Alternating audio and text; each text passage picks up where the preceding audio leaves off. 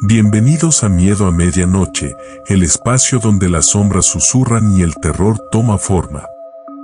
Queremos saber, desde qué rincón del mundo nos invocas y a qué hora te atreves a escuchar nuestros relatos.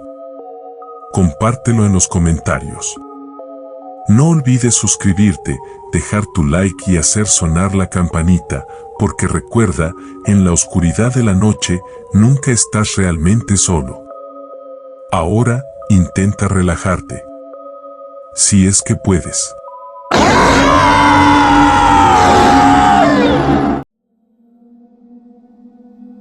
El silbido en la niebla. Me llamaron Elías. No importa si es cierto. Lo que importa es que una noche, en un pueblo donde las casas se apilan como guijarros olvidados a la orilla, oyó el silbido. Era niebla panzuda, de esa que se arrastra desde el mar como un animal ciego. No era la niebla usual, la que huele a sal y humedad terrosa. Esta traía un tufo dulzón, casi a carne fermentada, un olor que se pegaba a la garganta y dejaba un pozo metálico en la lengua. Elías estaba en su bote, reparando redes a la luz enfermiza del farol. Las luces del pueblo, dispersas y amarillentas, apenas luchaban contra la opacidad lechosa que lo envolvía todo. El silencio mordía, denso como la niebla misma, roto solo por el jadeo cansado del mar contra el casco y el crujir de las cuerdas bajo sus manos. Entonces lo escuchó. Un silbido. No el ulular familiar del viento entre los mástiles ni el gemido de la brisa al doblar el cabo. Este era diferente. Agudo, casi cristalino, pero con una vibración extraña, como si naciera no del aire, sino de algo más profundo, más viscoso. Al principio pensó en pájaros extraviados, gaviotas desorientadas en la bruma. Pero no había graznido, ni batir de alas torpes. Solo el silbido, puro e insistente, cortando la sordera de la niebla como un cuchillo frío. Se detuvo, los dedos agarrotados sobre la red rota. El silencio volvió a cerrarse, pero ahora era un silencio distinto, un silencio expectantemente tenso, como el que precede al trueno. Respiró hondo, el aire denso llenando sus pulmones con ese dulzor nauseabundo. Volvió a la faena, intentando ignorarlo. Un pescador aprende a ignorar muchas cosas, el dolor sordo en las articulaciones, el vaivén eterno del mar, el vacío que crece en el pecho con los años quietos. Pero el silbido regresó, más fuerte, más impaciente. Ya no venía de un punto distante, vago e indefinido. Ahora parecía orbitar alrededor del bote, danzando en los bordes de su percepción, como un insecto fosforescente en la oscuridad.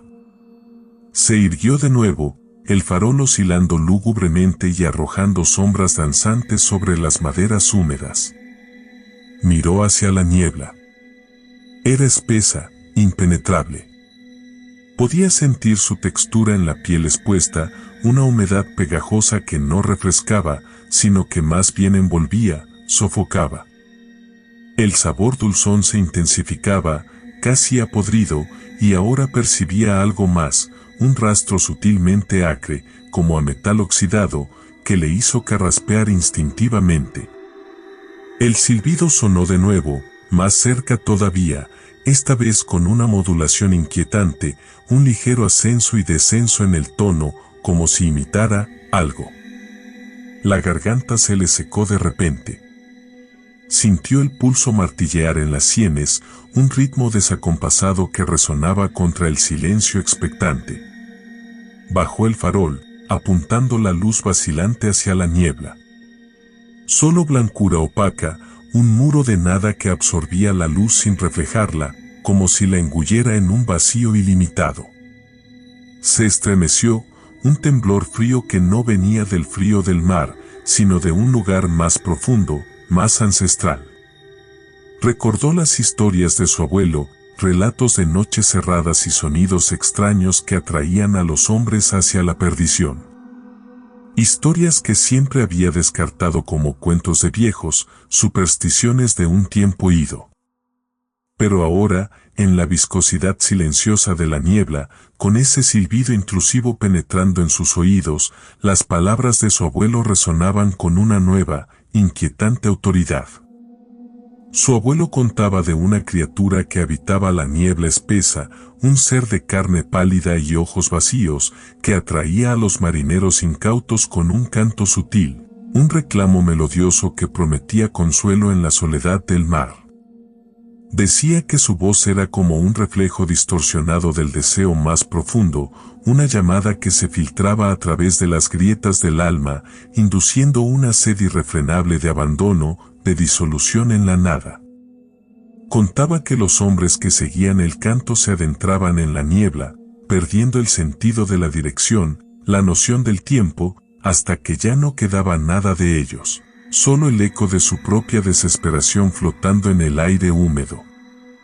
Elías tragó saliva, el sabor metálico en la boca ahora era casi palpable, como si estuviera masticando óxido. El silbido resonó de nuevo, esta vez directamente delante del bote, tan cerca que sintió la vibración en los huesos del rostro. Era un sonido exquisito y terrible a la vez, una melodía hipnótica que penetraba la mente con una precisión quirúrgica. Reconocía algo en ese silbido, algo familiar e innombrable, un eco de anhelos olvidados, de oscuros impulsos que creía haber enterrado bajo capas de razón y costumbre. Se cubrió los oídos con las manos, intentando acallar el sonido penetrante. Pero el silbido no venía solo de fuera, sino que parecía surgir de dentro de sí mismo, resonando en sus pensamientos, en sus miedos más recónditos. Retiró las manos, como quemándose. El silbido seguía ahí, implacable, ahora acompañado de un nuevo matiz, una nota grave y profunda que vibraba en el pecho, como el rumor sordo de un tambor lejano. La niebla parecía palpitar en sincronía con ese ritmo, espesándose y adelgazándose en oleadas silenciosas, como si respirase con una respiración lenta y profunda. Miró hacia la costa, las luces del pueblo ahora eran solo manchas borrosas y difusas a través de la muralla blanca. Sentía una presión en el pecho, una angustia opresiva que le dificultaba respirar. El aire parecía haberse vuelto más denso, casi sólido, y el dulzor nauseabundo ahora le daba arcadas. El silbido continuaba, insistente, atrayéndolo hacia lo profundo de la niebla, hacia un lugar innominado que lo llamaba con una promesa oscura y seductora. Sabía que debía volver al pueblo. Sabía que debía ignorar el canto, desecharlo como una ilusión enfermiza, un truco de la niebla y el cansancio. Sabía que seguir el silbido era adentrarse en territorio prohibido, en un abismo sin retorno. Pero algo dentro de él, algo primordial y subterráneo, se resistía a la razón, se doblegaba al canto. Era una fascinación oscura, una curiosidad morbosa que lo carcomía por dentro, una necesidad imperiosa de desentrañar el misterio que se escondía en la niebla. Y quizás, solo quizás, una secreta disposición a ceder, a dejarse llevar por la corriente invisible que lo arrastraba hacia lo desconocido. Arrancó el motor del bote. El sonido rudo del motor a explosión rompió momentáneamente el hechizo del silbido, pero solo por un instante. Casi de inmediato, el canto volvió a imponerse, dominante y persuasivo, absorbiendo el ruido metálico de la máquina como la niebla absorbe la luz.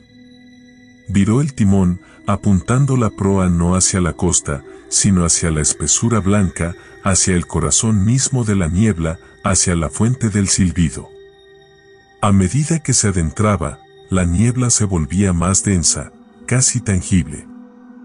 La luz del farol apenas penetraba unos pocos metros, revelando un mundo irreal y cambiante de sombras y reflejos distorsionados. El silbido sonaba ahora constante, envolviéndolo por completo, vibrando a través de la estructura del bote, a través de sus huesos, hasta el mismo tuétano de su ser. El olor dulzón se había vuelto insoportable, a carne putrefacta, y el regusto metálico en su boca ahora era amargo, denso, como si hubiera tragado limaduras de hierro.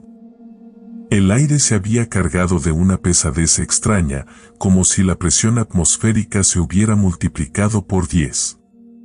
Cada respiración era un esfuerzo doloroso, cada movimiento demandaba un empuje hercúleo. Miró hacia atrás, pero ya no veía nada. La costa había desaparecido por completo, engullida por la blancura impenetrable. Estaba solo, absolutamente solo, en medio de un mar de niebla informe y opresiva, guiado únicamente por el silbido obsesivo que resonaba a su alrededor y dentro de él. Ya no sentía miedo, solo una especie de resignación sombría, una certidumbre fría y pétrea de que había traspasado un umbral irrevocable, de que ya no había vuelta atrás. El silbido se detuvo. Bruscamente. En medio de la niebla, de golpe, reinó un silencio absoluto, más denso, más opresivo incluso que el silbido. Un silencio que no era la ausencia de sonido, sino una entidad en sí misma, un vacío hambriento que parecía aspirar toda vibración, toda existencia. Elías detuvo el motor. El silencio se hizo aún más profundo, más abrumador. Podía escuchar el latido sordo de su propio corazón, el zumbido agudo en sus oídos, el susurro tenue de su propia respiración agitada, cada sonido amplificado, distorsionado, casi doloroso en la quietud total. Esperó. En la niebla blanca, en el silencio viscoso, en la espera expectante. Minutos. Horas quizás. El tiempo se había detenido, disuelto, perdido toda significación en la nada inmaterial que lo rodeaba. No volvió a escuchar el silbido. No oyó ningún sonido. No vio nada. Solo blancura opaca, silencio pétreo y el aliento fétido de la niebla sobre su piel. Finalmente, con un movimiento lento, casi mecánico, Elías apagó el farol. La oscuridad lo envolvió por completo, una oscuridad no visual, sino sensorial, una oscuridad que se podía tocar, palpar, respirar. Y en esa oscuridad absoluta, en ese silencio impenetrable, en esa niebla voraz, desapareció. Sin un grito. Sin un rastro. Solo la niebla, que continuó arrastrándose sobre el mar, llevando consigo el secreto mudo de lo que acechaba en su corazón. Y el recuerdo persistente, aunque quizás ilusorio, de un silbido. Que ya nadie volvería a escuchar. Continuamos con la siguiente historia. La casa del coleccionista. Mi nombre es Elías, y esto no es exactamente asterisco ni asterisco historia, sino algo que le sucedió a gente como tú y como yo, buscando un respiro, un pedazo de aire puro lejos del concreto. Ellos lo encontraron, al menos al principio, en un pueblo que parecía sacado de una postal sepia, uno de esos lugares donde el tiempo se mide en ciclos lunares y no en el tic-tac histérico de un reloj digital. Y la casa, la casa. Era imponente y vetusta, con esa pátina de abandono elegante que promete secretos y silencio. Y lo mejor, un precio obscenamente bajo. Demasiado bajo, pensaron luego, mucho después de que el barniz de la oportunidad se les agrietara bajo una inquietud que se filtraba como una humedad subterránea. Se llamaban Ana y Marcos. Jóvenes, con la ambición domesticada y el anhelo de una vida más pausada.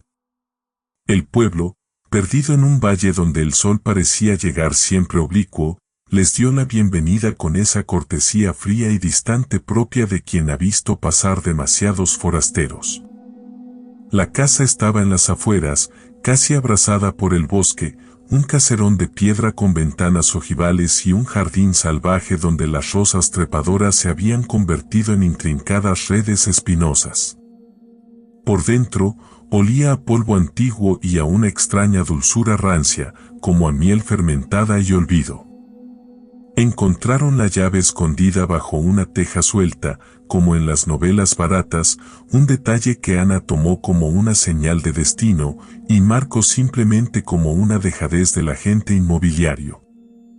El primer día fue un festín sensorial de descubrimiento, maderas oscuras, papeles pintados descoloridos con motivos florales que parecían gemir en la penumbra, muebles pesados cubiertos con sábanas fantasmalmente blancas. Pero pronto, una nota discordante comenzó a vibrar entre el entusiasmo del principio. Un frío inexplicable en ciertas habitaciones, incluso a pleno sol. Un susurro tenue, casi inaudible, que parecía emanar de las paredes, como el roce seco de insectos bajo la piel. Fue en el sótano donde la historia cambió de tono, donde la curiosidad juvenil mutó en una aprehensión viscosa. Bajaron las escaleras chirriantes, iluminando con la linterna del móvil un espacio cavernoso, inundado de una oscuridad densa y pegajosa. El aire allí era diferente, como si el oxígeno se hubiera vuelto más pesado, más difícil de arrastrar a los pulmones. Y allí estaba, una pared falsa, disimulada torpemente tras un estante de libros polvorientos. Marcos, con la torpeza impaciente de los jóvenes, derribó la pared de un golpe y tras ella una puerta de acero, oxidada y sellada con remaches gruesos, como la entrada a un búnker olvidado. La abrieron con dificultad, el metal gimiendo con un sonido que les caló hasta los huesos.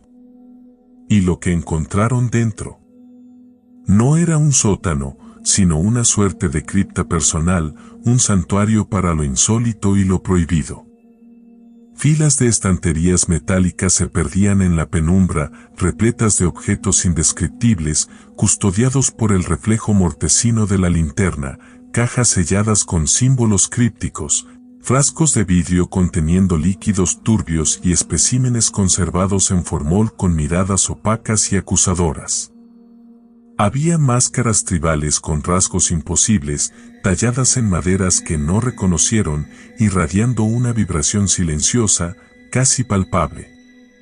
Libros encuadernados en piel oscura, con títulos en lenguas muertas o inventadas, y un olor penetrante a tinta rancia y algo más, algo dulce y pútrido a la vez, como la descomposición de flores exóticas.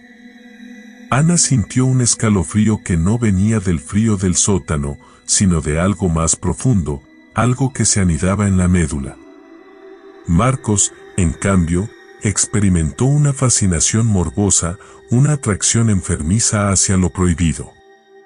Comenzó a tocar los objetos, a abrir las cajas, a leer fragmentos ilegibles de los grimorios, como si buscara una clave, un descifrado, un atajo hacia un entendimiento prohibido. La casa respondió a la intrusión. Las noches se llenaron de susurros más nítidos, de sombras que se movían en el rabillo del ojo, de puertas que se abrían y cerraban solas con la lentitud deliberada de quien juega a aterrorizar. Las pesadillas los asaltaron con una ferocidad inusitada. Ana soñaba con ojos incontables que la observaban desde la oscuridad, ojos fríos y húmedos como los de reptiles ancestrales. Marcos, por su parte, se veía a sí mismo deambulando por pasillos laberínticos, las paredes cubiertas con los mismos símbolos del sótano, una voz gutural llamándolo desde la distancia, prometiéndole secretos a cambio de algo que él no terminaba de comprender pero que sentía, con un pavor creciente, que no debía entregar. El pueblo también cambió. La cortesía distante se tornó en miradas furtivas, en murmullos que se apagaban al pasar. Descubrieron, a través de una vecina anciana con ojos opacos y voz cascada, la historia del anterior dueño de la casa, un tal señor Armitage, ermitaño y coleccionista, del que se contaban leyendas oscuras, rumores de pactos y experimentos prohibidos, desapariciones inexplicables en los alrededores del pueblo. La anciana les habló del sótano maldito, de los objetos que el señor Armitage había traído de lugares remotos y olvidados, objetos que no debían existir, objetos que llamaban a cosas peores. Una noche, Ana despertó con el cuerpo entumecido por el miedo. Una presencia helada se cernía sobre ella, una sombra amorfa que parecía beber de su respiración. El aire a su alrededor vibraba con una energía repulsiva, como la proximidad de un trueno inminente. Abrió los ojos y allí estaba, flotando sobre la cama, una forma oscura y gelatinosa, pulsando con una luz interna débil y enfermiza, como un corazón corrupto latiendo en la oscuridad. De su centro brotaban tentáculos finos y temblorosos que se extendían hacia ella, como dedos huesudos buscando su piel. El olor a miel fermentada del sótano lo invadía todo, nauseabundo y asfixiante. Gritó. Un grito ahogado que se perdió en la densidad de la noche. Marcos despertó sobresaltado, pero no vio nada. Ana intentó explicarle, pero él la miraba con la mezcla de incredulidad y piedad que se reserva para los delirios nocturnos. Sin embargo, algo había cambiado en Marcos. Su fascinación inicial se había transformado en una fijeza obsesiva.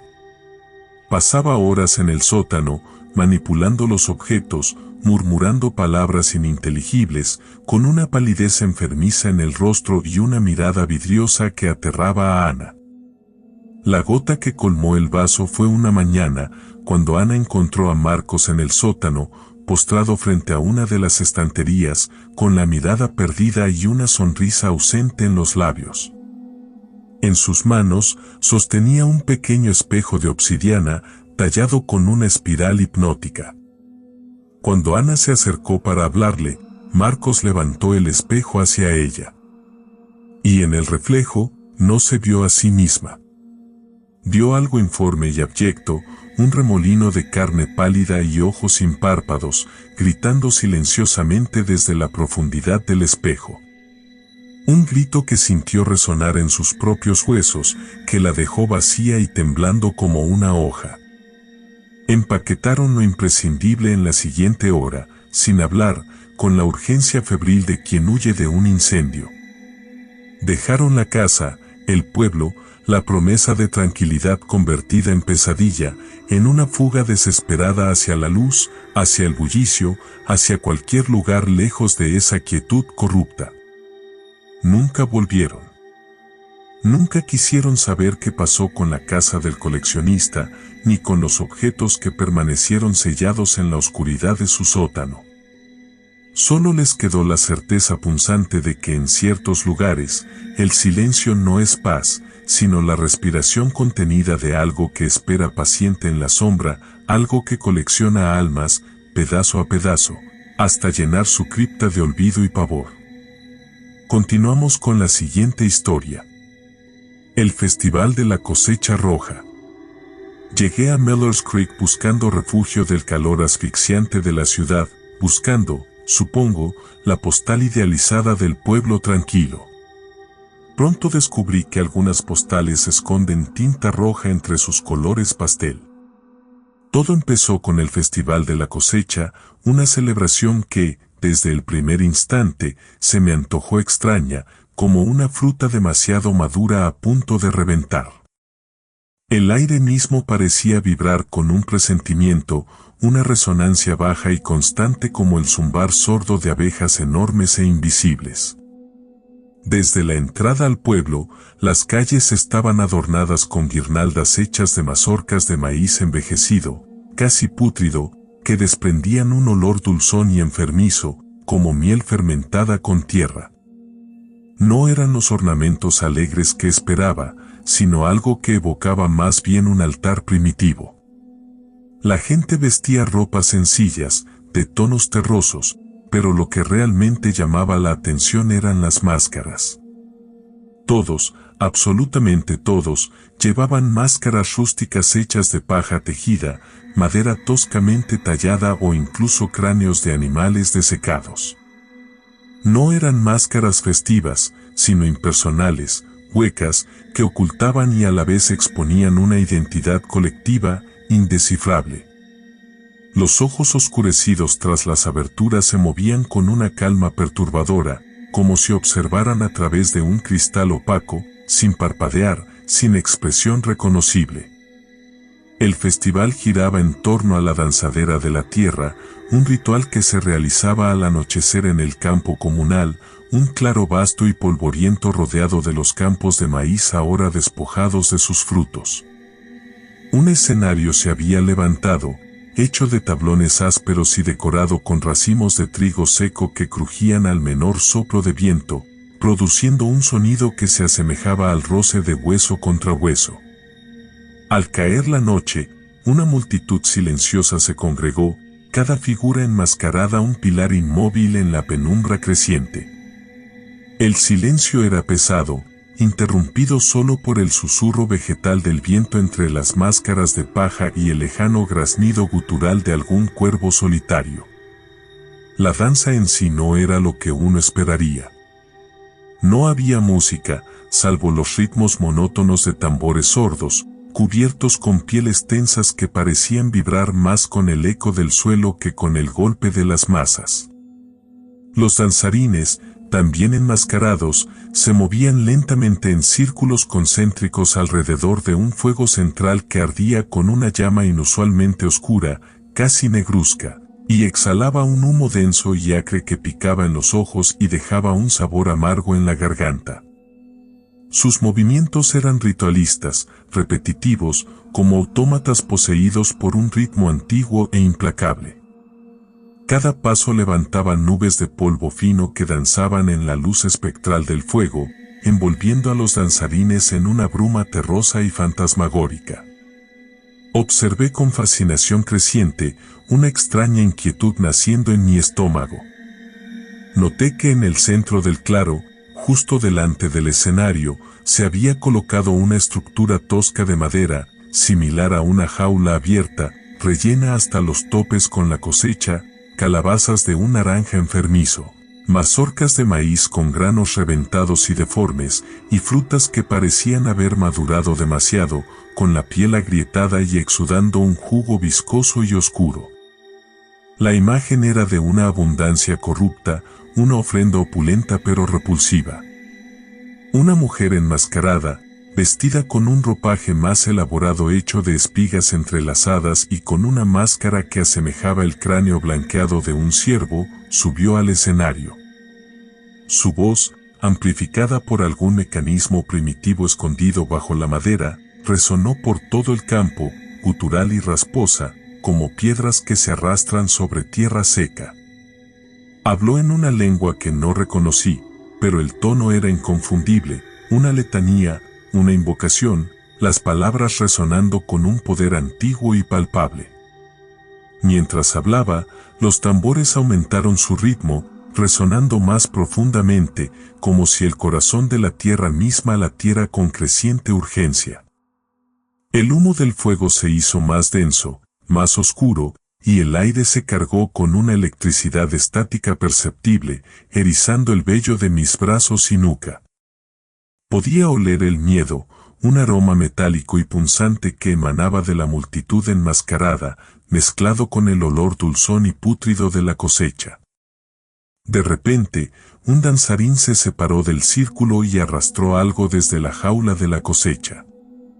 Al principio no pude distinguirlo en la penumbra y el polvo, pero cuando se acercó al fuego, la luz titilante reveló lo que llevaba, una figura humana vestida con harapos, con la cabeza cubierta por un saco de arpillera. Luchaba débilmente, emitiendo gemidos apagados a través de la tela. Mi sangre se heló. Esto no era una celebración de la cosecha. Esto era otra cosa. Grité, un sonido ahogado e inútil en la vastedad del campo silencioso. Intenté avanzar, detener lo que estaba ocurriendo, pero fui detenido por brazos fuertes y silenciosos. Hombres enmascarados surgieron de la multitud, moviéndose con una coordinación aterradora. No pronunciaron palabra, no hubo forcejeo. Simplemente me rodearon, Me sujetaron con una fuerza sorprendente y me arrastraron hacia el escenario. La mujer del cráneo de ciervo me miró, o al menos dirigió su máscara hueca hacia mí. No había hostilidad en sus ojos oscurecidos tras las cuencas vacías, solo una calma glacial, una aceptación inevitable. Con un gesto lento, señaló la jaula de la cosecha. Comprendí. La cosecha no era la ofrenda. La cosecha asterisco era asterisco el cebo. La ofrenda era otra. Algo que esperaban recibir a cambio. Algo que vivía en los campos, alimentándose del miedo y el silencio del pueblo. Me debatí, pataleé, pero era inútil. Me llevaron hasta la jaula, me empujaron hacia el interior. El olor de la cosecha podrida me asaltó, náusea y dulzón, una fragancia de descomposición y promesa. La textura de las calabazas blandas y el maíz húmedo contra mi piel era repugnante, viscosa, como tocar carne muerta. El saco de arpillera me fue colocado sobre la cabeza, el áspero tejido ahogando mis gritos. Todo se oscureció, se silenció, salvo el latido furioso de mi propio corazón y el zumbido sordo que parecía venir de la tierra misma, ascendiendo desde mis pies y envolviéndome por completo. Sentí que me alzaban. Escuché el crujir de la madera del escenario, el crepitar del fuego. El humo acre quemaba mis pulmones a través del saco. Y entonces, por un instante, antes de que la oscuridad final me envolviera, sentí algo más. Un contacto húmedo y frío en mi piel, como el roce de innumerables dedos delgados y gomosos.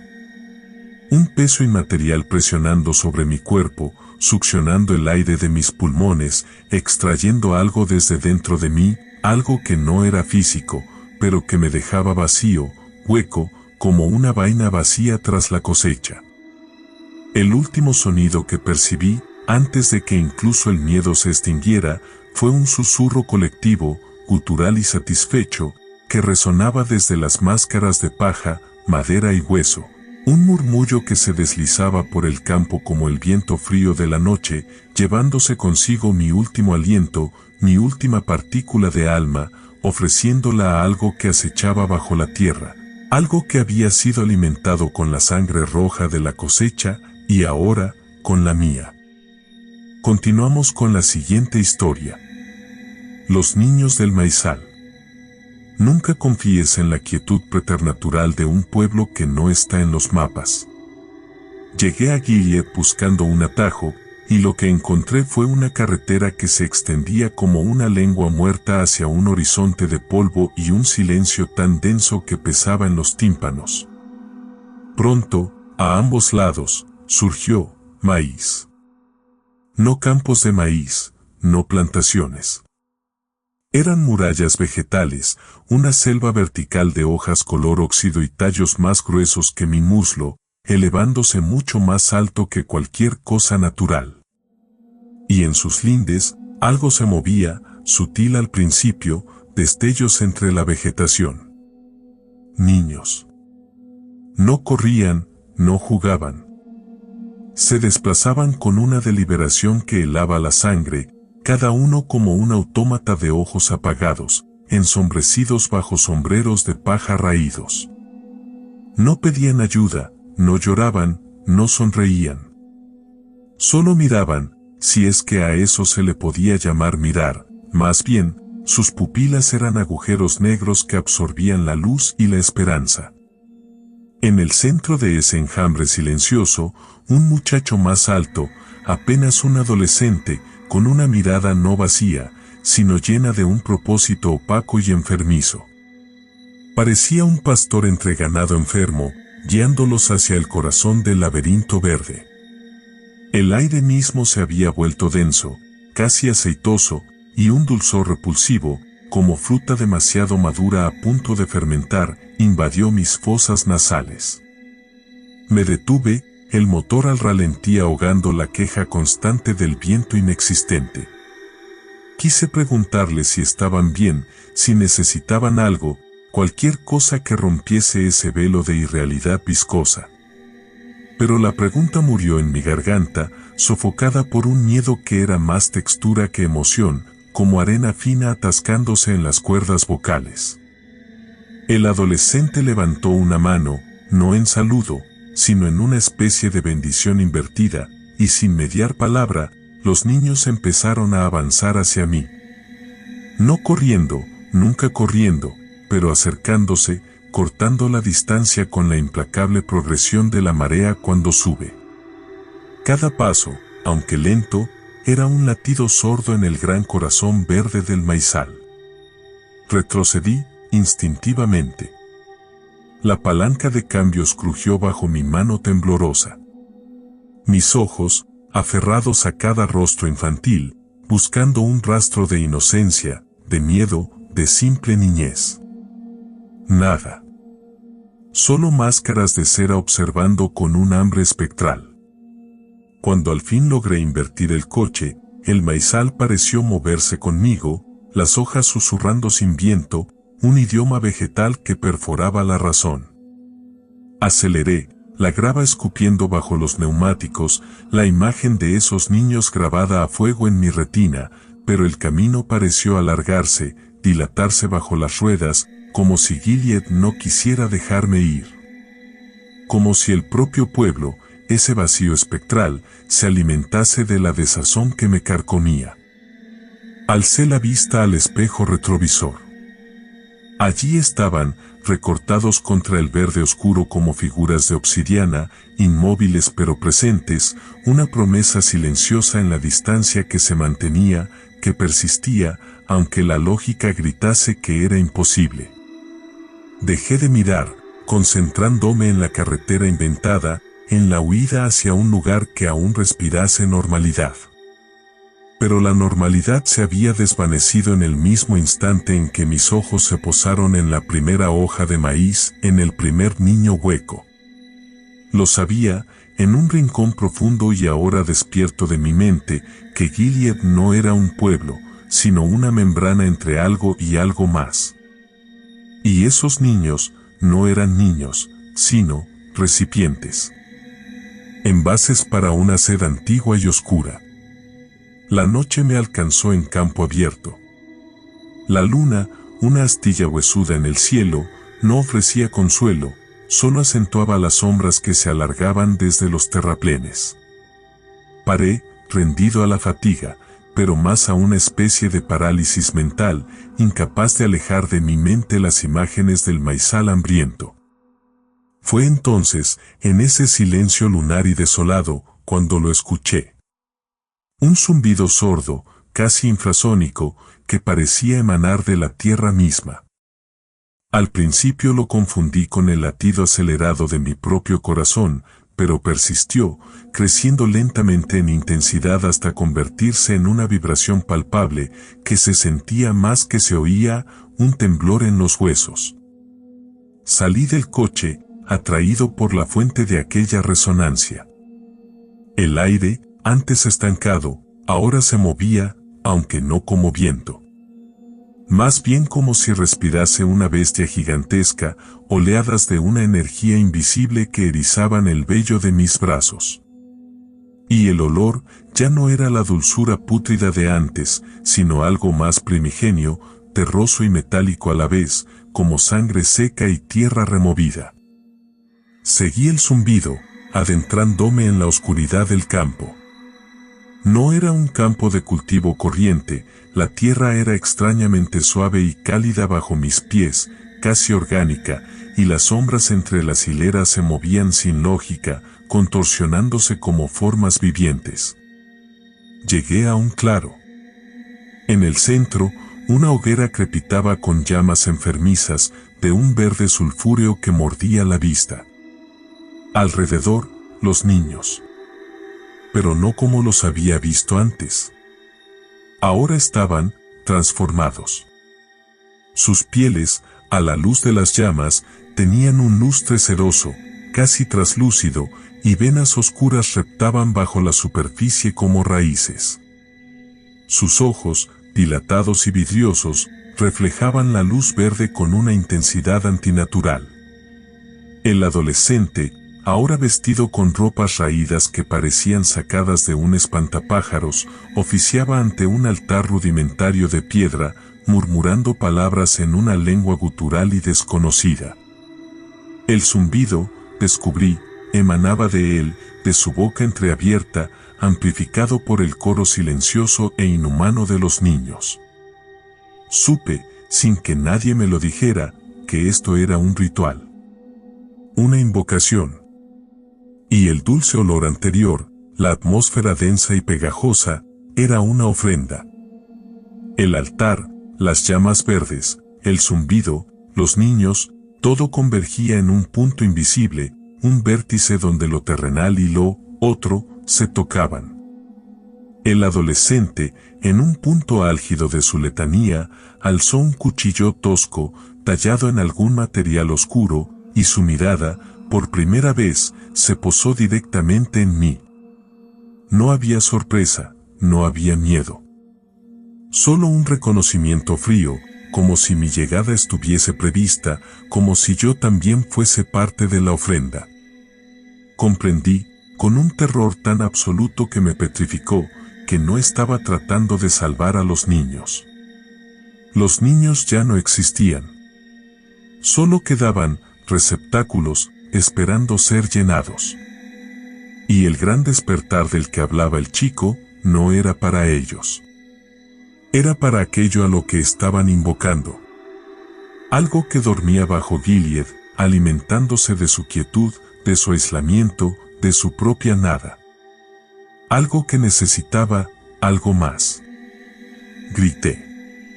Un grito desgarrado que se perdió en el zumbido ominoso y en el crujido sordo de las hojas de maíz. Corrí hacia los niños, hacia el altar, impulsado por una furia desesperada, un último atisbo de humanidad negándose a aceptar la locura que se extendía ante mis ojos. Pero fue como intentar detener un derrumbe de tierra con las manos.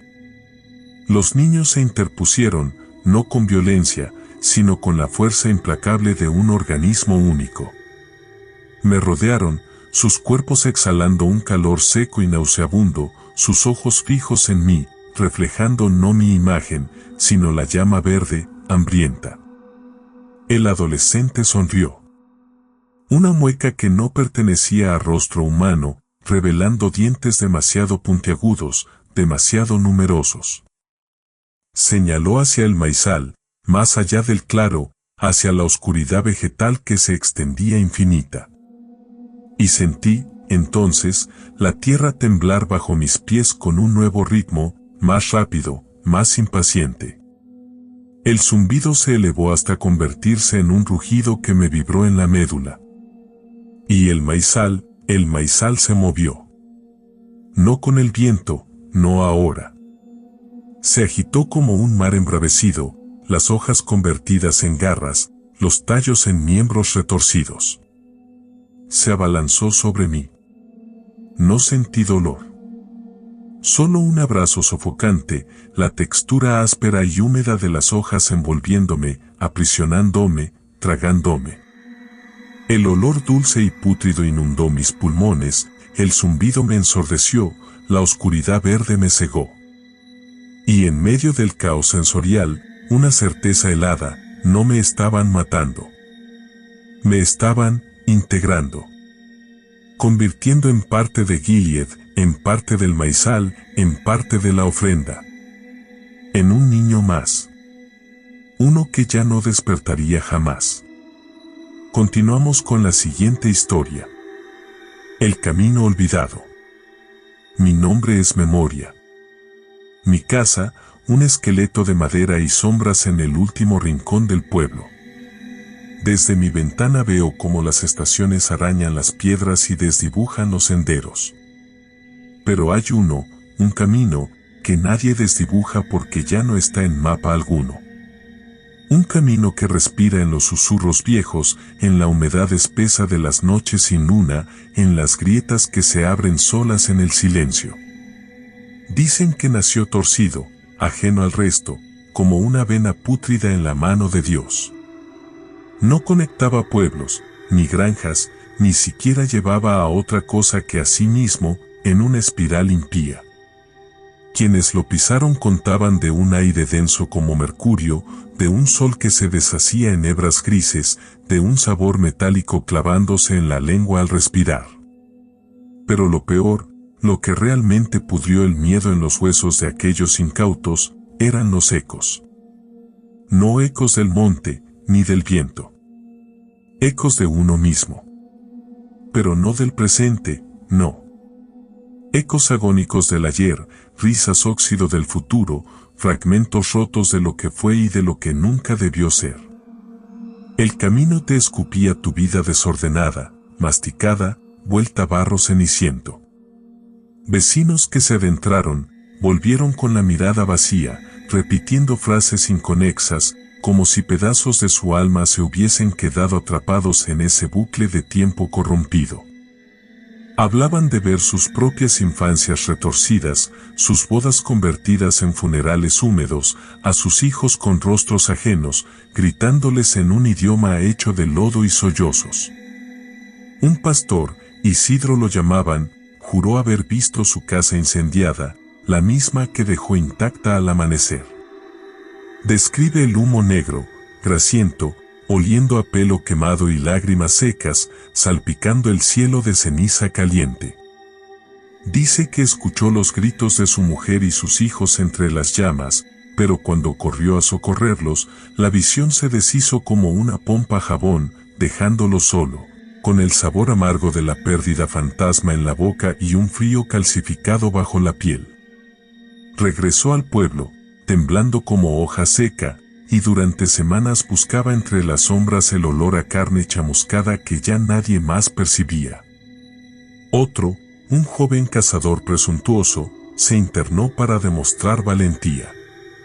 Volvió demacrado, con el pelo blanco y la mirada de un recién nacido que ha visto el infierno. Contó de una niebla púrpura que palpitaba como un corazón enfermo, consumiendo el sonido, dejando solo un zumbido agrio pegado a los tímpanos. En esa niebla, dice, vio su propio cadáver, hinchado y verdoso, colgado de un árbol famélico, con cuervos de obsidiana picoteándole los ojos. No reconoció el lugar, pero sintió, en lo más profundo de la bilis, que era su futuro, una condena escrita en la carne viscosa del tiempo. Poco a poco, el camino se tragó a sí mismo. El musgo, las zarzas, la tierra hambrienta lo reclamaron hasta borrarlo del mundo visible. Pero la memoria del pueblo, es así, guarda cicatriz, un latido sordo de inquietud cada vez que el viento peina los campos de centeno. Y yo, en esta casa anciana, lo siento respirar bajo mis cimientos, un aliento frío que me eriza la nuca en las noches sin estrellas. Hoy, la soledad pesa más que el plomo derretido. Afuera, el jardín exhala un aroma dulzón, casi podrido, y en el aire inmóvil, como una cicatriz en el párpado del mundo, veo un camino. No estaba ahí ayer. No lo recuerdo de la semana pasada. Pero ahí está, serpenteando entre los girasoles mustios, con una neblina lechosa lamiendo sus bordes. Es el camino olvidado. Ha vuelto a nacer, como un tumor que resurge de la carne muerta. Mi corazón, que creía petrificado, repica con un ritmo febril, casi infantil. La curiosidad, esa serpiente escurridiza, se desliza entre mis costillas, enroscándose a la garganta, susurrando promesas de asombro y desvelo. La soledad es un desierto más árido que cualquier infierno. Y este camino es una grieta, una invitación a beber algo diferente al polvo y al silencio. Dudo un instante, el tiempo justo para sentir el escalofrío del miedo antiguo mordisqueando mis huesos. Pero la duda es fugaz, como una mota de polvo en un rayo de sol. La curiosidad, la sed insaciable de romper la monotonía plumbea, me arrastra como una marea baja. Salgo de la casa. El aire se espesa al cruzar el umbral, volviéndose aceitoso, casi tangible. Huelo a tierra húmeda, a metal viejo, a algo más, una fragancia enfermiza, dulce y repulsiva a la vez, como la miel fermentada o el aliento de un cadáver que sonríe. Piso el camino. La tierra bajo mis pies no es tierra. Es algo diferente. Es como pisar una alfombra hecha de ceniza y hueso molido, con una textura imprecisa, casi líquida bajo el peso. El silencio se abalanza, ahogando el canto de los grillos, el susurro del viento, incluso el latido rabioso de mi propio corazón. Solo un zumbido sordo, agudo, como el gemido de un clavo oxidado al ser extraído, vibra en el aire denso. Avanzo.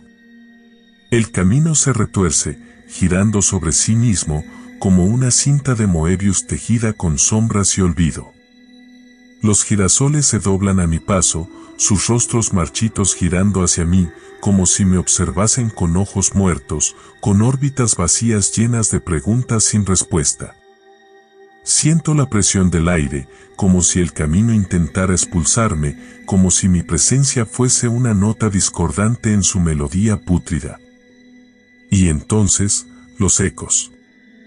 Primero, susurros apenas audibles, como hojas secas arrastrándose por la piedra. Luego, voces. Voces lejanas, confusas, que pronuncian palabras sin sentido, fragmentos de frases rotas, gritos ahogados en un pozo de tiempo y locura. Reconozco una voz.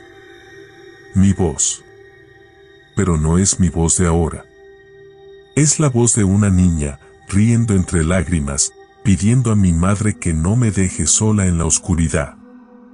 El eco se arrastra, se distorsiona, convirtiéndose en un llanto áspero, ronco, desgarrado, que hiela la sangre y eriza el vello de mis brazos espectrales. Otra voz. Mi voz de joven, enamorada, prometiendo fidelidad eterna bajo la luz cobarde de la luna. La promesa se pudre en el aire, se transforma en una queja amarga, en un lamento de traición y desilusión, en el eco vacío de un juramento roto. Las voces se multiplican, se enroscan, se superponen, creando una cacofonía ensordecedora, un coro espectral de mis propias vidas desvanecidas, de mis miedos infantiles, de mis amores muertos, de mis arrepentimientos silenciosos, de todo aquello que enterré bajo capas de tiempo y olvido. El camino me vomita mi pasado, desmenuzado y putrefacto, como si quisiera alimentarse de mi dolor, cebarse con mis fantasmas. Veo sombras danzando al borde del camino. Figuras grotescas, distorsionadas, como caricaturas blasfemas de personas que una vez conocí, o quizás, versiones monstruosas de mí misma, retorcidas por el tiempo y el olvido.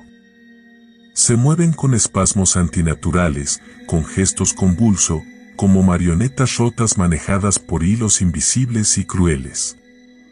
Sus rostros no tienen rostros. Son masas de carne pálida, sin ojos, sin boca, sin nariz, solo hendiduras oscuras, pulsátiles, como si respirasen un aire hecho de pavor y añoranza. Una de las sombras se acerca.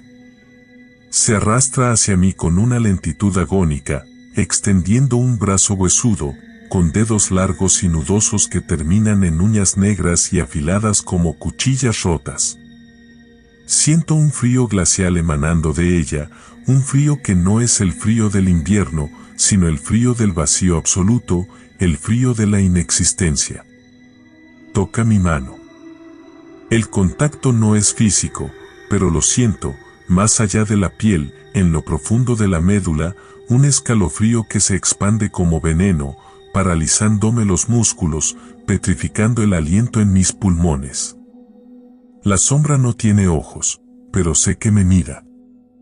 Siento su mirada vacía, fría, implacable, atravesando mi alma, leyendo mis secretos más oscuros, desnudando mi esencia hasta dejarme temblando, vacía, a punto de desvanecerme en la nada. La niebla lechosa se arremolina, creciendo, envolviéndome, tragándome en su abrazo gélido. Las voces se intensifican, gritando, aullando, desgarrándose las gargantas espectrales, convirtiéndose en un rugido unánime, un lamento cósmico que anuncia el fin de todas las cosas. El camino se desdibuja, se disuelve en la niebla, llevándome con él hacia un lugar sin nombre, sin tiempo, sin memoria. Y yo ya no estoy. Solo queda el eco de mi curiosidad, la sombra de mi soledad, perdidas en el laberinto sin fin del camino olvidado. Continuamos con la siguiente historia. La curandera del bosque. Vine a este pueblo arrastrando un cuerpo que ya no reconocía como mío. La carne se desvanecía, el dolor era un inquilino constante y los médicos, murmurando latines fríos, me habían extendido un certificado de defunción anticipado. Desesperada, con el aliento robado y la piel transformándose en pergamino, escuché las historias susurradas, las leyendas que evitaban la luz del día y se contaban en voz baja, detrás de manos temblorosas. Historias de una mujer que vivía donde el bosque se espesa y el camino se olvida, una curandera que hablaba con la tierra y arrancaba remedios de raíces retorcidas y savia oscura. Se decía que sus métodos eran otros. Que la naturaleza respondía a su llamado con una obediencia inquietante, que los animales se ofrecían a su cuchillo con una resignación que helaba la sangre. Pero a mí ya no me quedaba sangre caliente. Solo un frío que avanzaba desde dentro y la sombra espectral de una vida que se escurría. Así que fui a buscarla.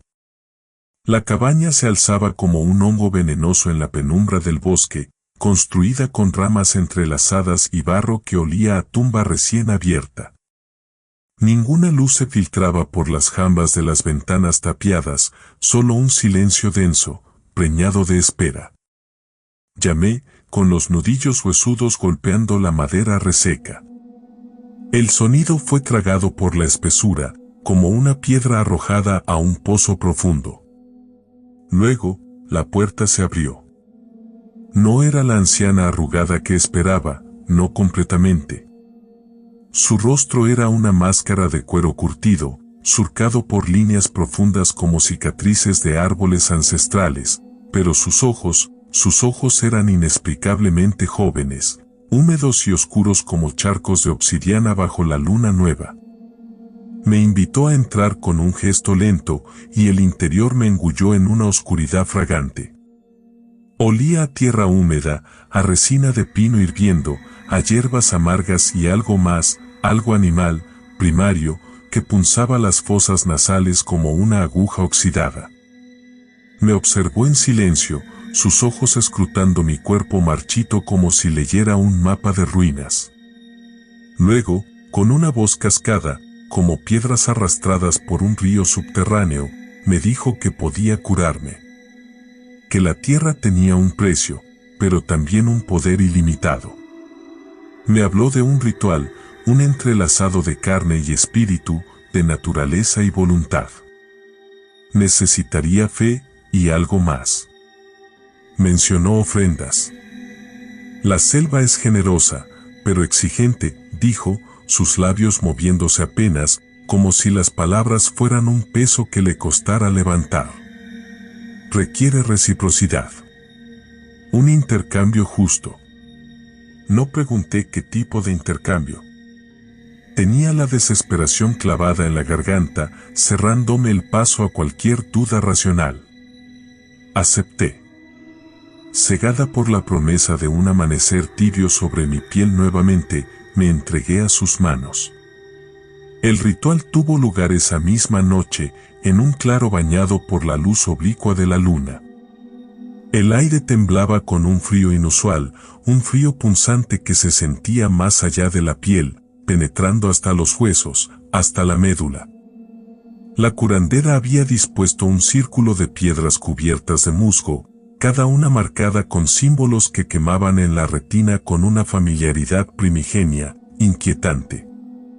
En el centro, un fuego crepitaba con llamas de un verde enfermizo, lanzando sombras que se retorcían y danzaban como criaturas esqueléticas. Me desnudó con una mirada impersonal, como si fuera un trozo más de naturaleza cruda, una rama caída, una piedra erosionada. En el suelo, preparó una mezcla viscosa con hierbas trituradas, raíces nudosas y fluidos oscuros que goteaban de recipientes de arcilla.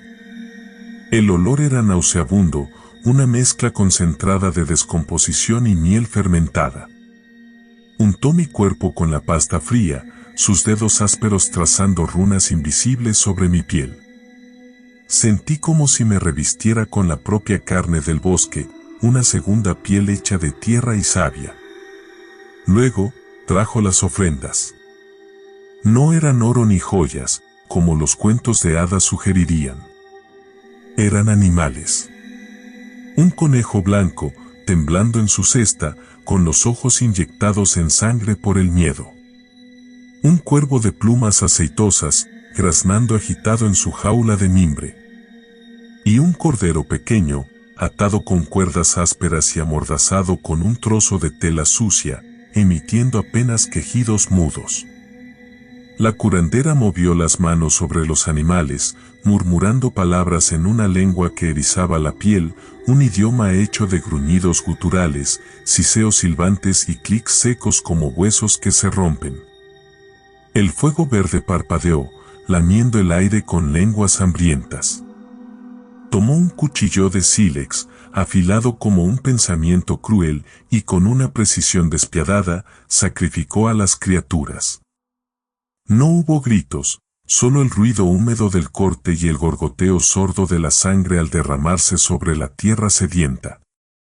La curandera recogió la sangre en un cuenco de madera, mezclándola con la pasta oscura, y continuó untándome, ahora con una viscosidad caliente y vibrante.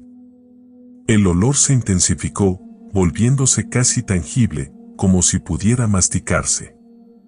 Mientras me embadurnaba, recité las palabras que me había enseñado, frases sin sentido que vibraban en la garganta con una resonancia antinatural. Sentí algo cambiar. No una curación instantánea, sino una lenta reactivación. El frío dentro de mí empezó a retirarse, reemplazado por un calor extraño, pululante, como si algo se despertara dentro de mi carne dormida. La debilidad se diluyó, reemplazada por una fuerza latente, una energía que burbujeaba bajo mi piel como savia nueva. El dolor, por primera vez en meses, cedió, dejando tras de sí un vacío silencioso e inquietante. Cuando el ritual terminó, la luna se había elevado alta en el cielo, bañando el claro con una luz espectral. El fuego se había extinguido, dejando solo rescoldos grises que humeaban como cenizas de sueños. Me levanté, más ligera, más viva de lo que me había sentido en años. La curandera me observaba, con sus ojos oscuros fijos en los míos. «Estás curada», dijo, su voz apenas un susurro. Pero la tierra nunca olvida sus ofrendas. Ahora, tú también perteneces a este bosque. Al principio, la curación fue milagrosa. El color volvió a mis mejillas, la fuerza a mis músculos, el apetito a mi estómago. Volví al pueblo transformada, una resurrección andante. Pero pronto, empecé a notar los cambios sutiles, las fisuras inquietantes en la superficie de mi nueva salud. Empecé a sentir el bosque. No como un lugar exterior, sino como una extensión de mi propio cuerpo. Podía escuchar las raíces bebiendo bajo la tierra, sentir el pulso lento de la savia subiendo por los troncos, percibir los murmullos de las criaturas entre la maleza. Los árboles se volvieron más que madera y hojas, susurros de una conciencia antigua y paciente. Y la curandera. Su presencia se filtraba en mis pensamientos, como una sombra constante en el rabillo del ojo. La sentía observándome, esperando. Soñaba con el ritual cada noche. No los símbolos, ni el fuego, ni siquiera los sacrificios. Soñaba con los ojos de los animales, la resignación muda en su mirada justo antes del filo. Y me despertaba con un sabor metálico en la boca y un impulso irrefrenable de volver al bosque, de sumergirme en su penumbra, de hundirme hasta las rodillas en la tierra húmeda. La cura tenía un precio. No era el alma, en el sentido tradicional. Era algo más sutil, más insidioso. Era mi voluntad, mis deseos, mi propia identidad que se entrelazaba con el bosque, convirtiéndome en parte de su ciclo oscuro y silencioso. Ya no era dueña de mi cuerpo curado. Era una vasija prestada, habitada por una fuerza antigua, ligada al ritmo implacable de la naturaleza, a las exigencias silenciosas de la curandera del bosque. La enfermedad se había ido, sí. Pero en su lugar había nacido una dependencia más profunda, más inquietante, una atadura invisible que me mantenía prisionera en la eterna penumbra del bosque, escuchando el susurro constante de las hojas, esperando el próximo sacrificio. Continuamos con la siguiente historia. Los vecinos silenciosos. Me llamo Ana, aunque aquí nadie usa nombres. Vine buscando la paz que la ciudad escupe y encontré un silencio que se siente como un sudario húmedo. El pueblo se anuncia en los mapas como un diminuto lunar en la piel verde del valle, pero la quietud que lo envuelve es de otro orden. No es la calma dulce de los campos al atardecer, sino una pausa helada, como si el mundo contuviera el aliento a la espera de algo inominable. Desde el principio noté que no me miraban a los ojos. No era hostilidad, no exactamente. Era como si yo fuese transparente, o peor aún, como si mirarme directamente quemara sus retinas. Hablaban entre ellos, sí, frases cortas, apagadas, como piedras cayendo en un pozo profundo, pero en mi presencia, mutismo absoluto. Al principio lo atribuí a timidez campesina, al recelo hacia la recién llegada. Me equivoqué. El silencio de sus casas era aún más denso que el del aire. Por las noches, en la mía, vieja y crujiente como galleta de jengibre, podía oír el gorgoteo de las tuberías, el roce del viento contra las contraventanas, el latido insistente de mi propio corazón.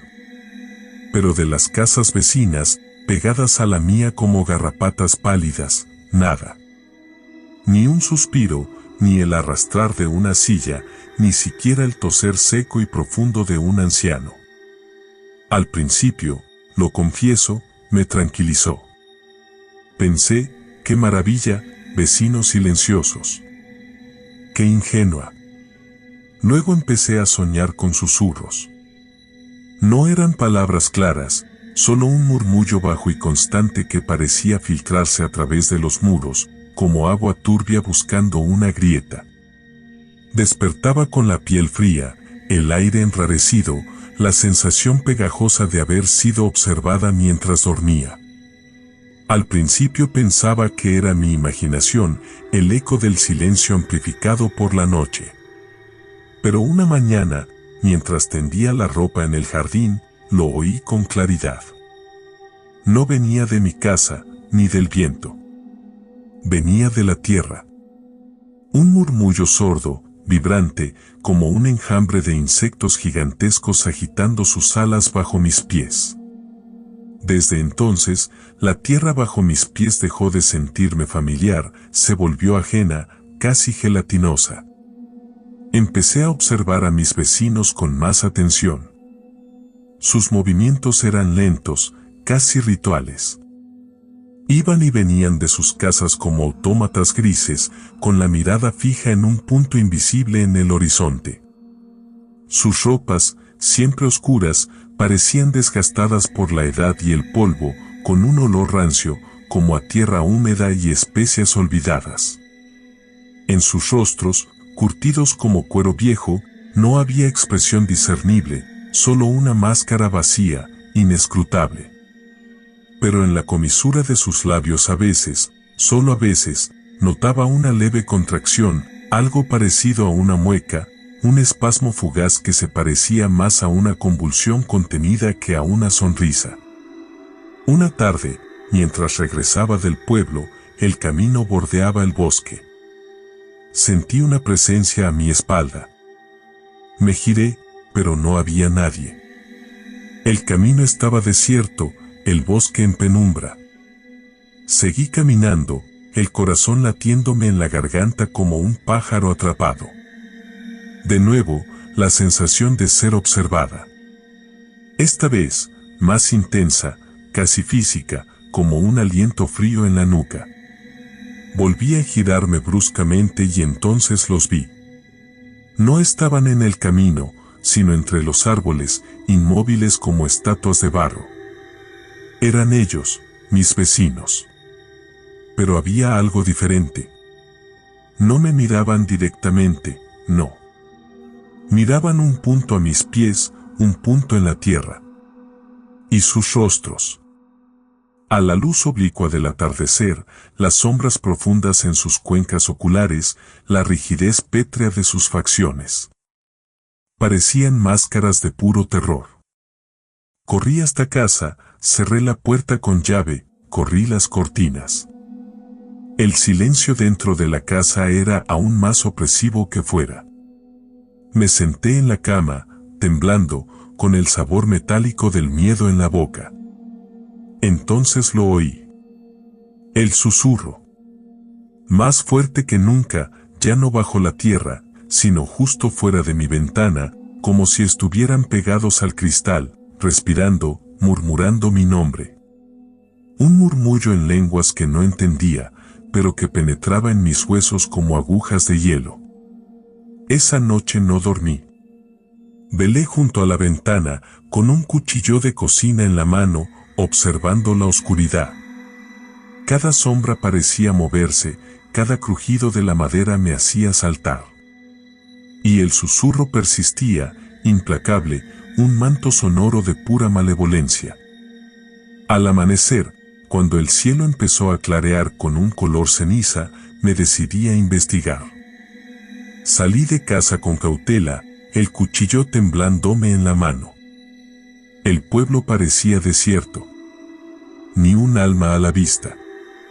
Pero el susurro seguía ahí, ahora más difuso, como si viniera de todas partes y de ninguna a la vez. Lo seguí, guiada por una intuición oscura, hacia el centro del pueblo. Y allí, en la plaza, descubrí la verdad. Bajo el viejo pozo seco, en el centro de la plaza, había un agujero. No era un agujero normal, no excavado por el agua o el tiempo. Era una brecha en la realidad, una membrana rasgada que revelaba una negrura más profunda que la noche. Y del agujero emanaba el susurro. No era un murmullo humano, no.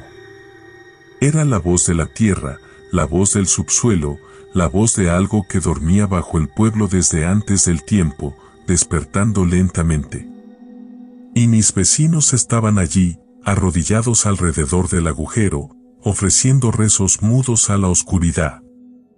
Vi sus perfiles recortados contra la luz incierta del amanecer, y comprendí. No eran silenciosos por timidez o recelo. Eran silenciosos porque escuchaban. Escuchaban a la cosa que dormía bajo tierra, preparándose para su despertar. Alguien me vio. Uno de ellos levantó la cabeza. No me miró a los ojos, todavía no. Señaló el agujero. Y entendí. Yo era la ofrenda. Yo era el sacrificio para complacer a la entidad subterránea, para acelerar su ascenso a la superficie. Corrí. Corrí tan rápido como mis piernas me permitieron, con el susurro resonando en mis oídos, con la visión de sus rostros vacíos y determinados grabada a fuego en mis retinas. Corrí lejos del pueblo, lejos del silencio, lejos de la tierra que respiraba bajo mis pies. No sé si me seguirán. No sé si escapé realmente. Sé que el susurro, a veces, todavía lo oigo, en el silencio de la noche, como un eco distante, recordándome que el pueblo y sus vecinos silenciosos me esperan bajo la tierra. Continuamos con la siguiente historia. La radio del más allá.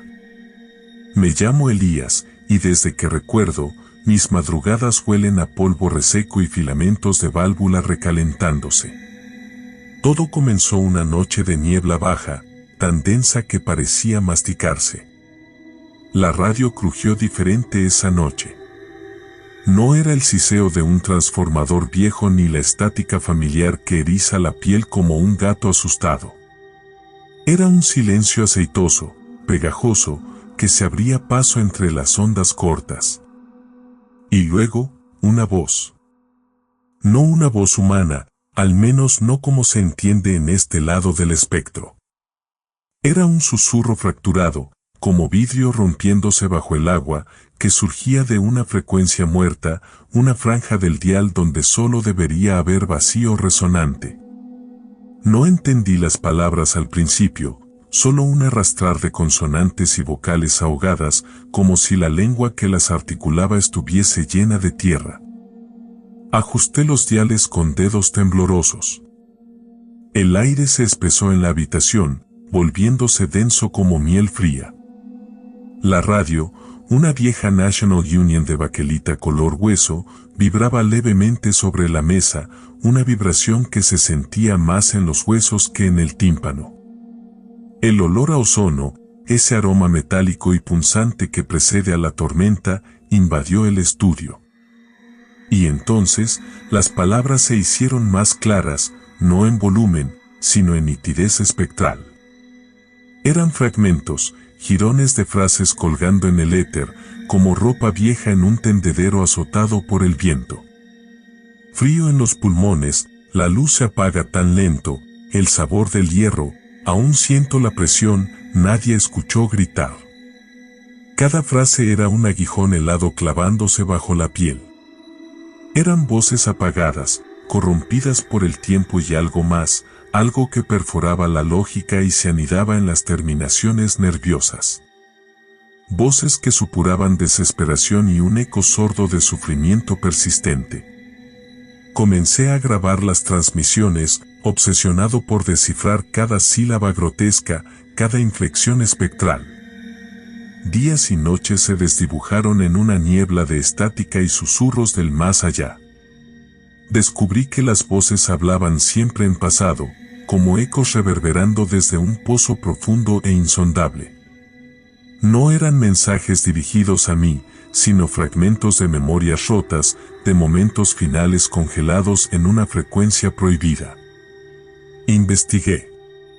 Rastreé la frecuencia hasta su origen teórico, triangulando mapas antiguos, registros obsoletos de emisiones.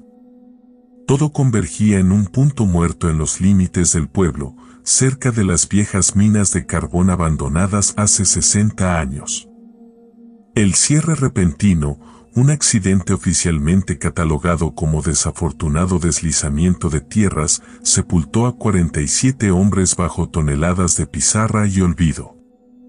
47 almas desvanecidas, engullidas por la tierra. Las voces en la radio comenzaron a cambiar. Ya no eran fragmentos dispersos, sino corrientes inconexas de lamentos y acusaciones murmuradas en un coro fantasmal. Se extendieron como una gangrena sonora, infiltrándose en las frecuencias adyacentes, distorsionando las emisiones meteorológicas y las transmisiones de emergencia con sus quejidos subterráneos. El aire mismo vibraba con una tensión palpable, como si la realidad se estuviese volviendo más fina, permeable a algo que acechaba justo al otro lado. Una noche, la más oscura y silenciosa que recuerdo, la radio escupió un nombre. Mi nombre. Elías. Dicho con la misma voz fracturada, pero ahora cargada con un tono nuevo, un matiz de hambre gélida. Luego, las voces se fusionaron en una sola, profunda y resonante, como el eco de una campana rota golpeando metal oxidado. Elías, escuchas, ¿verdad? Sabemos que escuchas. Nosotros tampoco escucharon. Tú eres diferente. Puedes oír el frío, puedes oler el óxido de nuestra sangre. Puedes sentir la presión, la misma presión que nos aplastó hace tanto tiempo. La habitación se enfrió súbitamente. No el frío natural del invierno, sino un frío que calaba los huesos, un frío que apestaba a tumba húmeda y metal corroído. La bombilla sobre la mesa parpadeó, lanzando sombras danzantes que retorcían las paredes en formas grotescas. El olor a ozono se intensificó, volviéndose tan denso que raspaba la garganta. Y entonces sentí la presión. Una presión invisible, opresiva, que comenzaba en el pecho y se extendía como tentáculos helados, constriñendo mis pulmones, apretando mis huesos, intentando aplastar el aire dentro de mí. Comprendí. No estaban pidiendo ayuda. No buscaban justicia ni consuelo. Buscaban compañía. Querían arrastrarme a su silencio, a su oscuridad perpetua, al mismo abismo de presión y olvido que los había reclamado. La radio no era un receptor, era un portal. Y las voces no eran ecos, sino prolongaciones espectrales de la propia mina, la tierra hambrienta extendiendo sus arcillos a través de las ondas, sedienta de nuevas almas para alimentar su vacío. Apagué la radio. El silencio que siguió no fue un alivio, sino una extensión del terror. El frío persistió, la presión se mantuvo latente, como una amenaza suspendida en el aire. Salí corriendo del estudio, dejando atrás el aparato parpadeante, el cableado retorcido, la estática palpitante. Nunca volví a encenderla. Pero a veces, en la quietud profunda de la noche, juraría escuchar, no en mis oídos, sino en la vibración sorda de mis huesos, un susurro distante, un arrastrar de voces desde una frecuencia muerta, llamándome por mi nombre.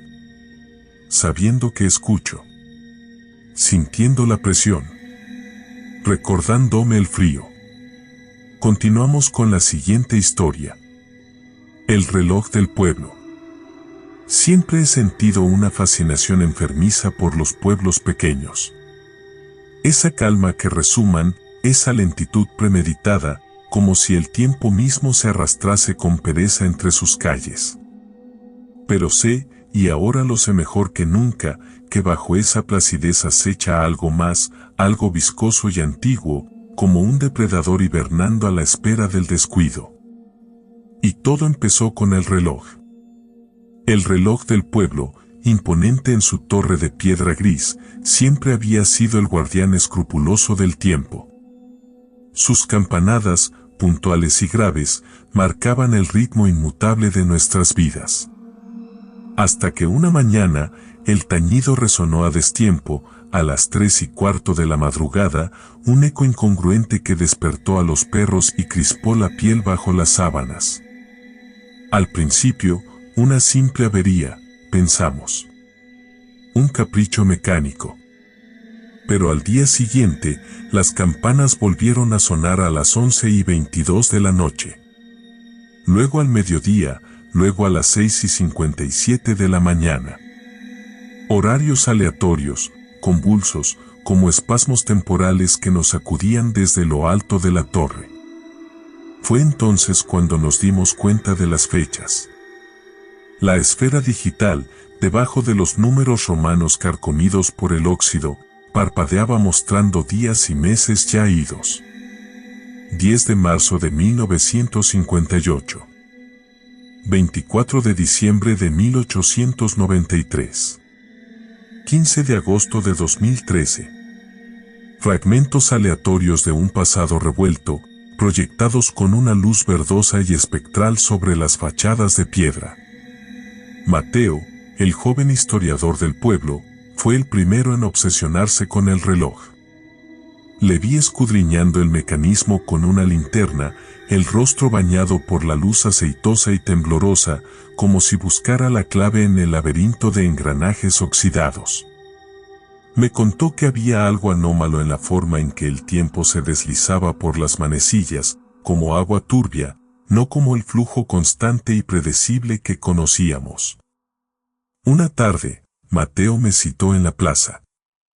El aire se había vuelto denso, casi palpable, con un olor acre que recordaba al metal quemado.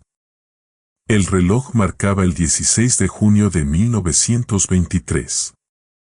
Mateo me enseñó un viejo recorte de periódico amarillento, ajado en los bordes, con titulares que gritaban en tinta negra y descolorida: tragedia en la iglesia, fuego arrebata la vida de 12 niños. El incendio. La vieja iglesia de San Miguel, aquella joya románica que se alzaba majestuosa en el centro del pueblo, había sido pasto de las llamas en una noche de junio hace un siglo. 12 niños del coro, ensayando para la festividad local, atrapados en el infierno desatado por un rayo caprichoso. 12 almas jóvenes consumidas entre el humo y el crepitar de la madera.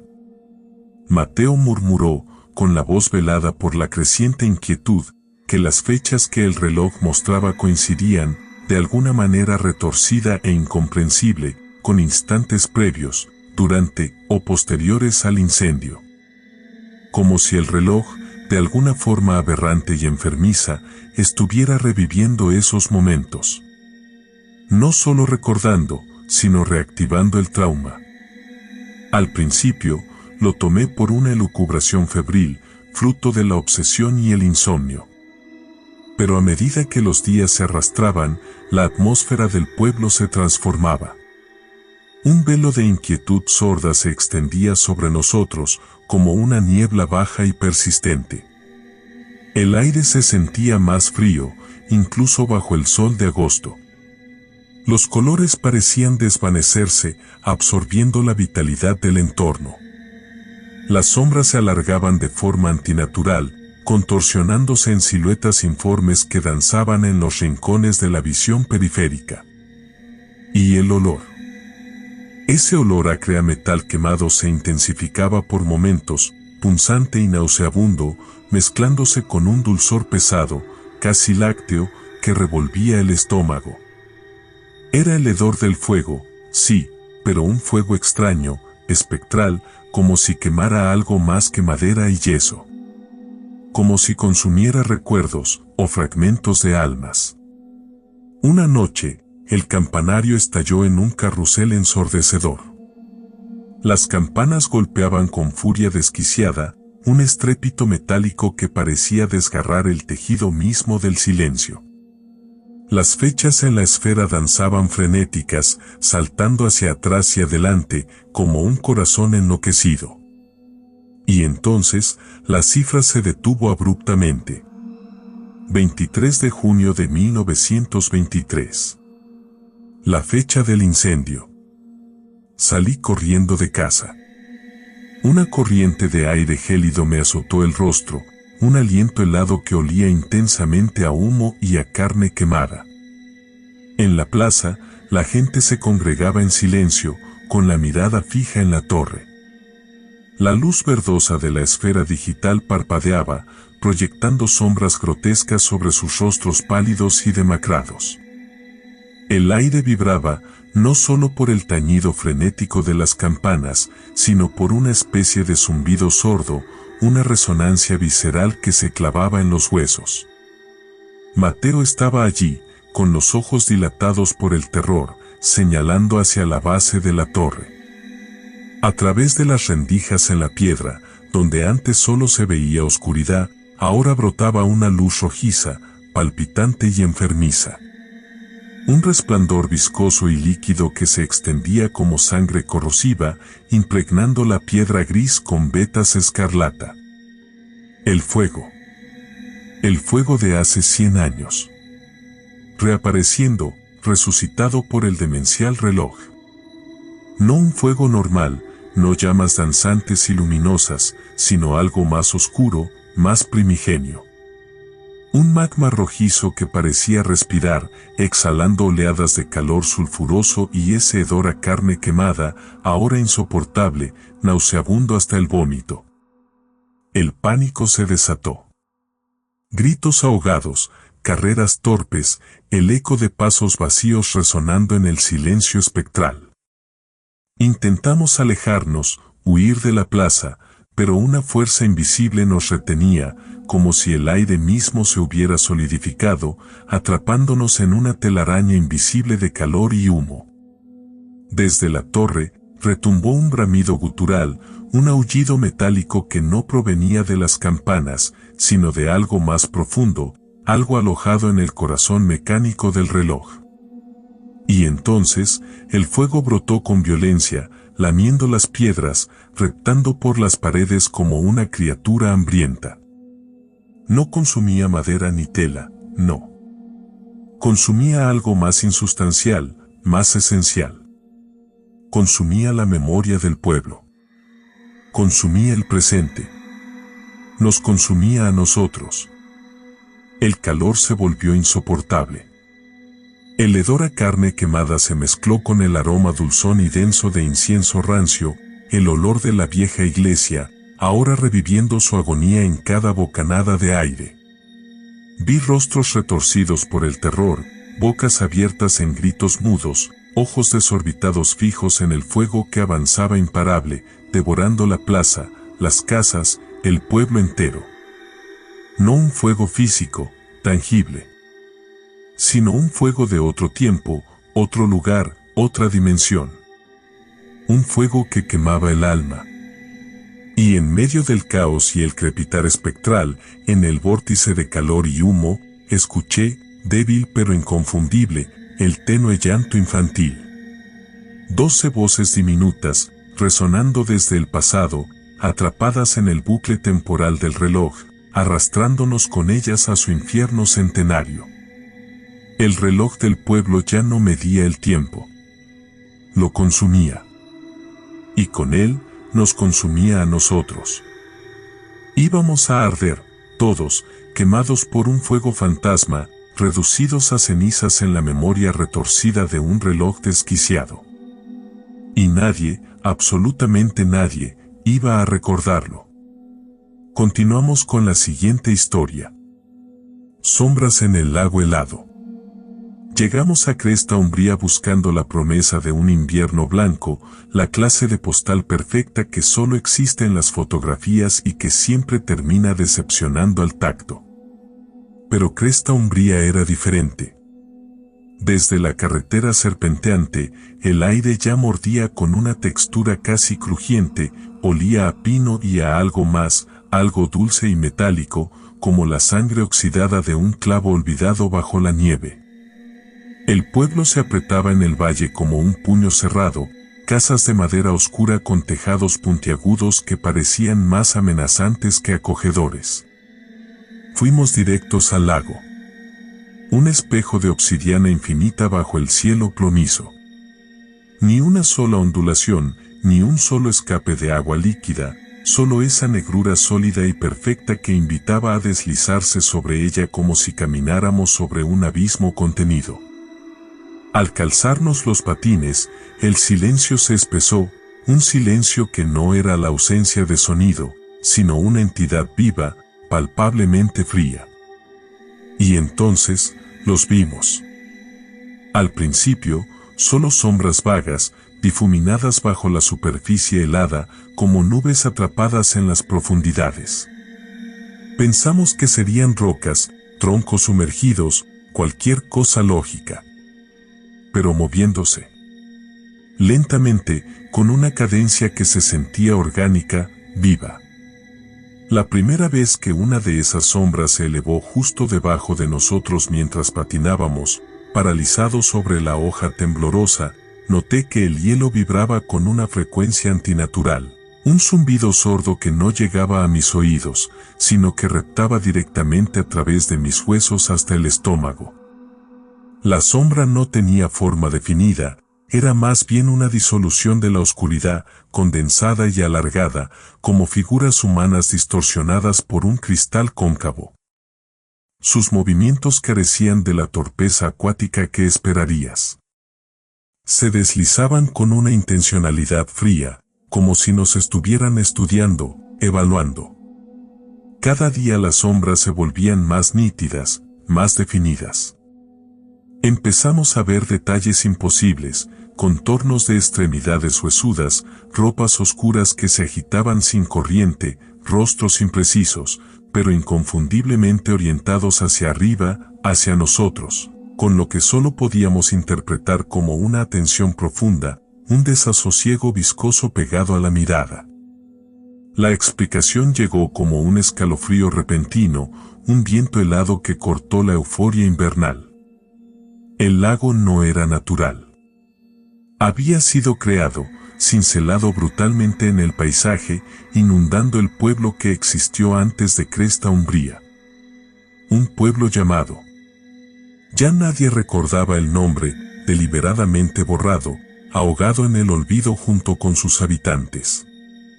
La represa, construida con indiferencia, con avaricia, había anegado vidas enteras, casas, recuerdos, sepultando todo bajo toneladas de agua contenida.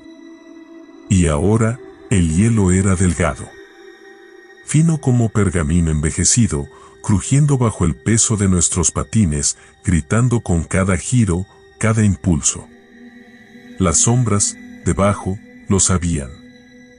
Podíamos sentir su excitación contenida, un hervor oscuro que emanaba desde las profundidades. El hielo comenzó a rajarse, primero líneas finas como telarañas, luego grietas gruesas y oscuras que se extendían como raíces de un árbol maligno. El sonido era el del mundo desmoronándose, un crujido óseo, el gemido largo de la tierra fracturándose. El frío se intensificó, mordiéndonos la piel con dientes de escarcha. Desde las grietas no surgió agua. Surgió oscuridad. No la ausencia de luz, sino una sustancia espesa y tangible, un humo negro y gélido que se elevaba desde las profundidades, arrastrando consigo el hedor acre de la tierra removida y el vago dulzor metálico que habíamos percibido al llegar, ahora asfixiante, denso como el sudor del miedo. Las sombras se alzaron con el humo, ya no difuminadas, sino concretas, espectros de formas atormentadas, ojos huecos que brillaban con una fosforescencia enfermiza. Atrapados en la isla de hielo resquebrajado, vimos cómo las figuras ascendían, rodeándonos, cercándonos en un círculo de frío insoportable, el aliento helado de los ahogados susurrando promesas de venganza, el tacto gélido extendiéndose desde el hielo roto, ascendiendo por nuestras piernas, apresándonos, reclamándonos como parte del lago, para siempre.